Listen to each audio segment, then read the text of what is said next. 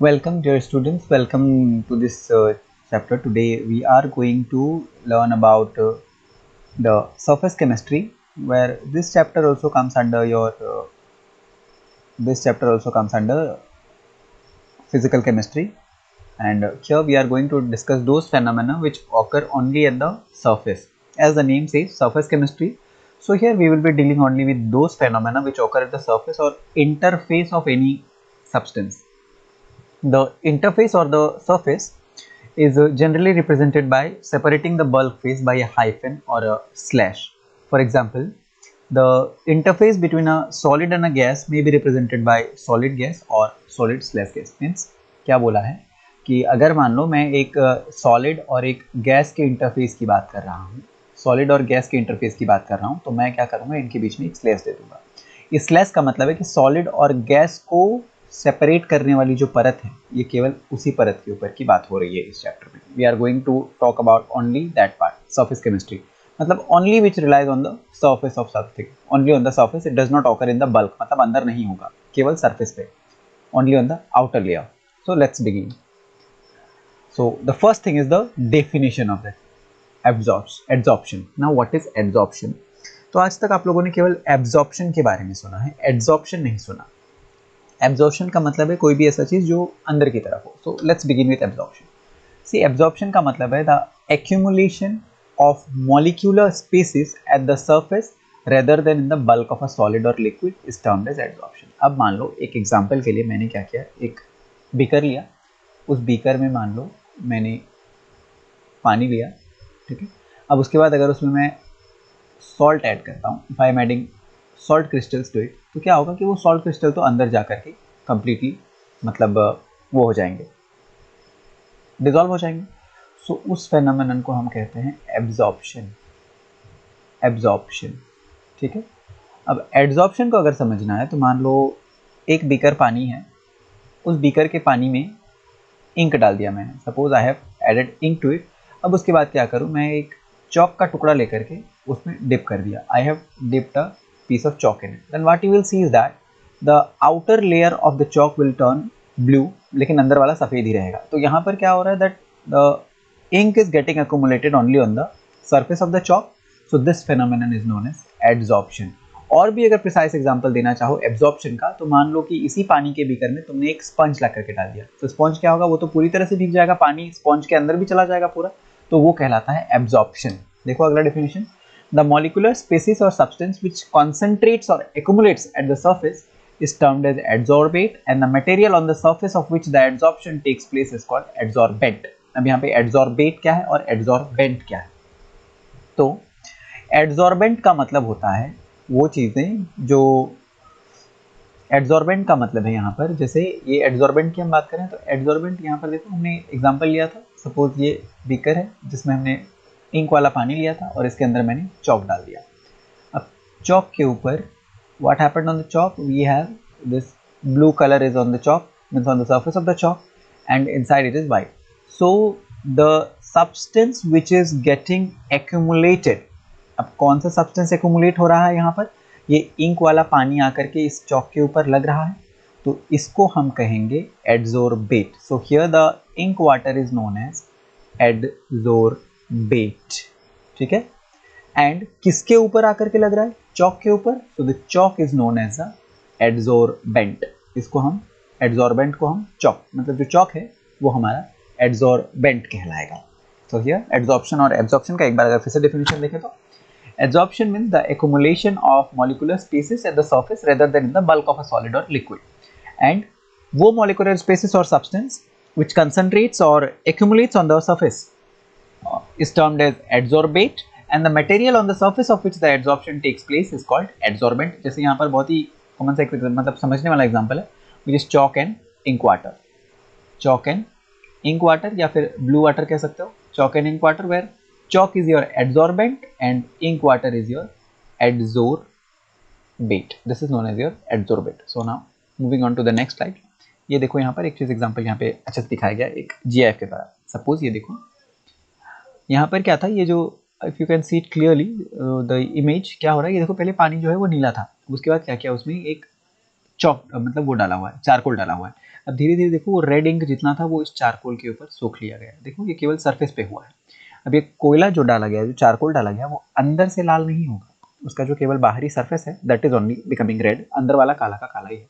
So here your charcoal, जो तुमने charcoal डाला था वो चारकोल कहलाएगा तुम्हारा adsorbent, that is known as your adsorbent. और तुमने जो रेड डाई डाला है, your red dye, that is your adsorbate, that is your adsorbate. यहाँ पर एक आर है, adsorbate. So this is your adsorbate. क्या?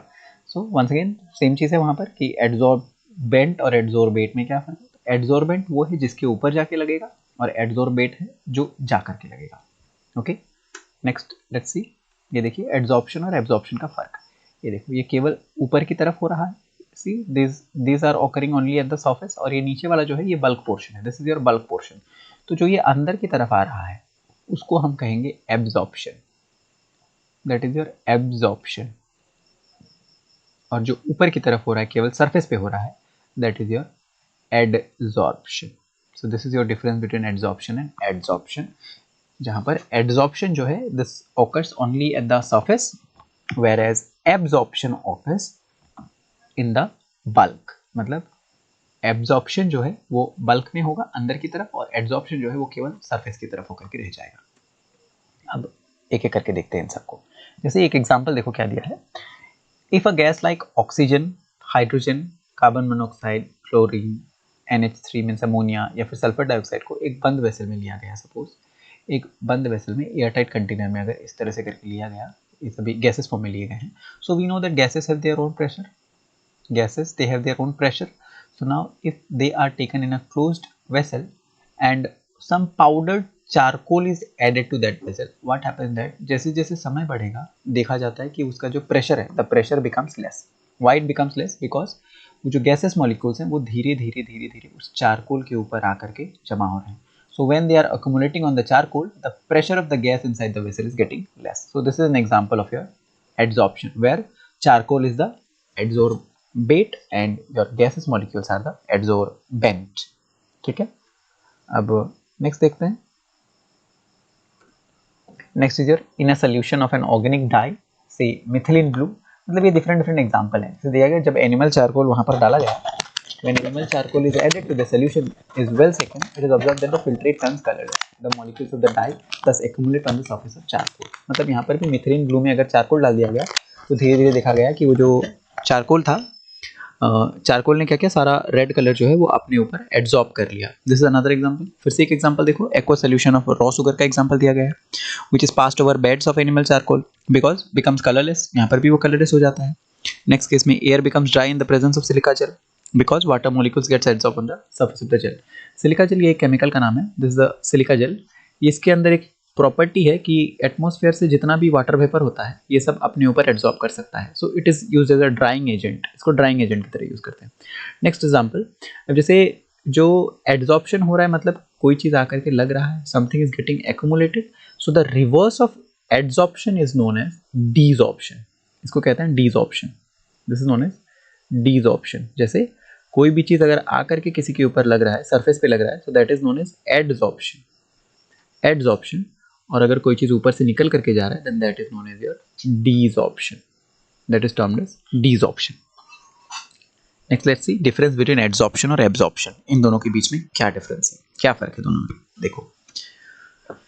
First difference, in adsorption the surface is concentrated only at the surface and does not penetrate through the surface to the bulk of the adsorbent। मतलब जो adsorbent है मेरा, मतलब जो भी चीज इसमें आकर के बैठेगा मेरा एड्सॉर्बेट, वो क्या है, वो कंप्लीटली अंदर तक नहीं जाता है, वो सरफेस तक ही रह जाता है। एब्जॉर्प्शन के केस में क्या होता है, the surface is uniformly distributed through the bulk of the solid, completely वो डिस्ट्रीब्यूट हो जाता है। अगला एग्जांपल है, a distinction can be made by adsorption and absorption by taking an example of water vapor। water vapor are absorbed by anhydrous calcium oxide but adsorbed by silica gel। मतलब ये calcium chloride क्या करता है, calcium chloride पूरी तरह से सोख लेता है उसको अपने अंदर तक, लेकिन सिलिका जेल क्या करता है, वो केवल सरफेस पर ही रहने देता है। मतलब सिलिका जेल अंदर से गीला नहीं होगा, लेकिन calcium chloride it becomes lumpy because of the absorption of water. Next is that other words में adsorption, the concentration of adsorbate increases only at the surface while in absorption the concentration is uniform throughout the bulk of the solid. मतलब adsorption के case में जैसे जैसे समय बढ़ेगा, जैसे मान लो ये मेरा सॉलिड मॉलिक्यूल है, जैसे जैसे समय बढ़ेगा इसके ऊपर मॉलिक्यूल्स बढ़ते चले जाएंगे क्योंकि वो बाहर से आकर के इसके ऊपर चिपकते चले जाएंगे. एड्सॉर्प्शन तो यही है which is getting accumulated on the surface. But in case of your absorption what happens, चाहे वो जितना भी समय चला जाए, एब्जॉर्प्शन में क्या है कि वो इक्विवेलेंटली पूरे लिक्विड में हर तरफ डिस्ट्रीब्यूटेड रहेंगे इक्विवेलेंटली पूरे समय साथ, चाहे वो सॉलिड हो चाहे वो लिक्विड हो. जिस सॉलिड के एग्जांपल में मान लो वो स्पंज वाला जो एग्जांपल दिया था, the example of sponge given by me, in the sponge if I am putting it into water, ऐसा नहीं होगा कि एक कोने में पानी ज़्यादा है एक कोने में पानी कम, equivalently everywhere water will be distributed. So that is an example of your absorption. Now, the last example is the last difference is both adsorption and absorption they can take place simultaneously also. The term sorption is used to describe both the process. मतलब ऐसा है कि adsorption और absorption दोनों साथ साथ हो सकते हैं.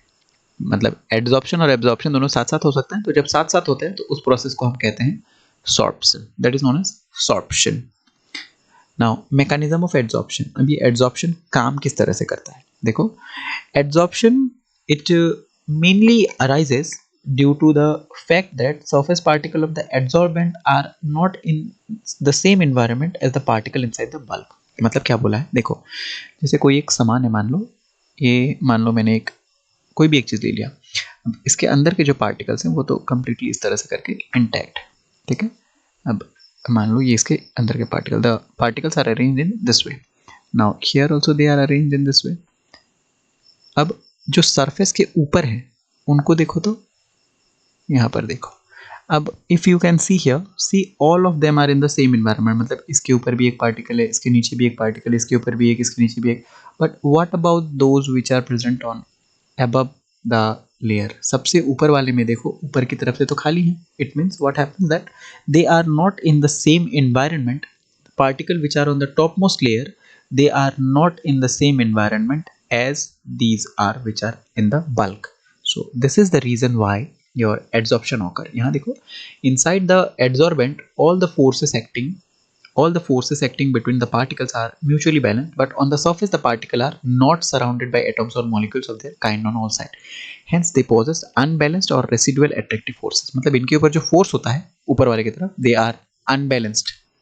अगला है, these forces of the adsorbent are responsible for attracting the adsorbent. मतलब ये जो अनबैलेंस फोर्स है इसी की वजह से क्या होता है, ये ऊपर आकर के चिपक सकते हैं, ऊपर आकर के लग सकते हैं.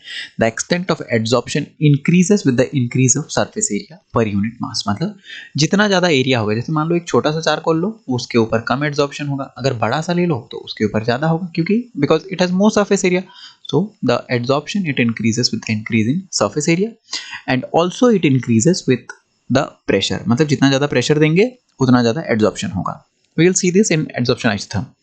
Now types of adsorption. अब देखते हैं types of adsorption कितने प्रकार के होते हैं. There are mainly two types of adsorption of gases on solids.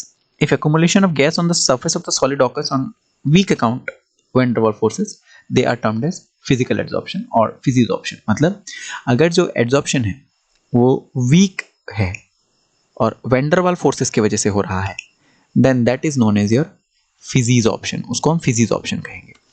और अगर गैस मॉलिक्यूल्स और atoms are held to the solid surface by chemical bonds, अगर केमिकल बॉन्ड्स बने हैं उनके बीच में, तो उसको हम कहेंगे केमिकल एड्सॉर्प्शन और केमिसॉर्प्शन. अब द केमिकल बॉन्ड कोवेलेंट हो सकते हैं, आयोनिक हो सकते हैं. Chemisorption involves a high energy of activation and is therefore often referred as activated adsorption. मतलब केमिसॉर्प्शन को होने के लिए जो एनर्जी ऑफ एक्टिवेशन है वो बहुत ज़्यादा है, इस वजह से उसको हम एक्टिवेटेड एड्सॉर्प्शन भी कहते हैं. Means chemisorption is also known as activated adsorption. Now sometime these two process occur simultaneously. मतलब ये दोनों एक दूसरे के साथ साथ हो सकते हैं. And it is not easy to ascertain the type of adsorption. तो कभी कभी ऐसा होता है कि दोनों एक साथ हो रहे हैं तो हम बता नहीं सकते कि फिजिसॉर्प्शन हुआ है या केमिसॉर्प्शन हुआ है. तो physical adsorption normally low temperature पे होता है and may pass into chemisorption as a temperature is increased. मतलब अगर टेम्परेचर कम है तो वो कहलाएगा फिजिकल एड्सॉर्प्शन, और अगर टेम्परेचर बढ़ गया तो वो कहलाएगा केमिसॉर्प्शन. फॉर एग्जांपल दिया देखो, dihydrogen is first adsorbed on nickel by van der Waals forces, और बाद में क्या होता है वो बॉन्ड बना लेता है. Molecules of hydrogen then dissociate to form hydrogen atoms which are held on the surface by chemisorption. मतलब पहले तो H2 मॉलिक्यूल जो हैं वो निकल के ऊपर जाकर के सीधे, निकल अगर मान लो ये निकल है तो H2 सीधे जाकर के ऊपर बैठ जाता है। लेकिन जैसे जैसे टेम्परेचर बढ़ता है क्या होता है, वो H2 जो है वो टूट करके एक हाइड्रोजन दूसरा हाइड्रोजन अलग अलग टूट जाते हैं, वो बॉन्ड टूट जाता है। देन आफ्टर दैट वो क्या करता है, वो निकल के साथ बॉन्ड बना करके वहाँ पर बॉन्ड की वजह से वो जुड़े हुए रहते हैं उनको, तो उनको हम केमीज ऑप्शन कहते हैं। ये देखो, this is your this is your difference between the chemies option and physics option. एक टेबल इज गिवन जहाँ पर फिजिकल एड्सॉर्प्शन में कहा है जो फोर्सेस काम करते हैं वो बहुत वीक होते हैं, और तुम्हारे केमिकल एड्सॉर्प्शन में जो फोर्सेस काम करते हैं वो स्ट्रांग होते हैं। यहाँ पर हीट ऑफ एड्सॉर्प्शन लो होता है, यहाँ पर हीट ऑफ एड्सॉर्प्शन हाई होता है। ये प्रोसेस रिवर्सिबल है, मतलब फिजिकल एब्जॉर्प्शन एक बार अगर हो गया तो डिसऑर्प्शन जो है वो जल्दी करवा सकते हो by occur of by increasing them और डिक्रीजिंग द प्रेशर। टेम्परेचर अगर बढ़ा दिया या प्रेशर कम कर दिया तो ये फिजिकल एब्जॉर्प्शन वापस से हट सकता है। लेकिन केमीज ऑप्शन जो है वो रिवर्सिबल नहीं है, दे आर इरिवर्सिबल। अब इसमें कोई एक्टिवेशन एनर्जी नहीं चाहिए फिजिकल एब्जॉर्प्शन में, लेकिन केमिकल एब्जॉर्प्शन में एक्टिवेशन एनर्जी चाहिए। अरे भाई वो बॉन्ड बनने हैं तो एक्टिवेशन एनर्जी की ज़रूरत है। Now it takes place at low temperature. Physical absorption जो है वो लो टेम्परेचर पर होगा, केमीज ऑप्शन जो है वो एलिवेटेड टेम्परेचर पे होगा। Physical absorption it is not specific in nature, all gases absorbs on all solid to some extent. देखो मतलब फिजिकल एब्जॉर्प्शन में कोई ऐसा चॉइस नहीं है दैट ये एब्जॉर्प्शन होगा या ये एब्जॉर्प्शन नहीं होगा, लेकिन केमिकल एब्जॉर्प्शन में there is a choice. Now why this choice is there, because देखो अब केमीज ऑप्शन जो है वो तो बॉन्ड की वजह से बन रहा है, बॉन्ड की वजह से बन रहा है। मतलब व्हाट इज सेड कि जो केमीज ऑप्शन है तुम्हारा, chemisorption is due to the formation of chemical bond. अब बॉन्ड तो कोई भी किसी के साथ नहीं बना लेगा ना, तो एक चॉइस होना होगा। जैसे अगर मान लो हाइड्रोजन है तो उसको कोई एक ऐसा लगेगा जो हाइड्रोजन को सेटिस्फाई कर सके, तो मान लो क्लोरीन है, तब जाकर के इनके बीच का बॉन्ड बनेगा। अब अगर तुम कहते हो कि क्लोरीन का बॉन्ड बना दो ब्रोमीन के साथ, तो ये तो नहीं हो सकता, तो दिस इज नॉट पॉसिबल। तो इस तरह के केमीज ऑप्शन नहीं होते, इसलिए कहते हैं that they are highly specific in nature and occurs only by the possibility of formation of chemical bond। Next कहा है कि केमीज ऑप्शन जो है increases with the increase in surface area, और ये भी increase in the increase of the surface area of the adsorbent. मतलब वो अगर जितना बड़ा होगा एड्सॉर्प्शन उतना ज़्यादा होगा। लास्ट वाला बोला है it forms multi molecular layer, और ये बनाता है यूनिमॉलिकुलर लेयर। मतलब केमिकल एड्सॉर्प्शन में क्या होता है, बॉन्ड इतने स्ट्रॉन्ग होते हैं कि वो घुल मिल करके एक की तरह बन जाते हैं। लेकिन फिजिकल एड्सॉर्प्शन में क्या होता है, वो जितने भी घुल जाएं the two layers are always already separated, मतलब उनके बीच में एक पार्थक्यता रहती है, एक दूरी रहती है उनके बीच में। सो यहाँ तक जानते हैं आज। First in the first class we let us know up to here. Now in the next class we will be knowing further from them कि इनके क्या क्या वो होते हैं, मतलब एड्सॉर्प्शन आइसोथर्म क्या है उसके बारे में हम जानेंगे नेक्स्ट क्लास में। सो यहाँ तक सुनने के लिए thank you very much. So will be meeting in the next video. Thank you, have a good day.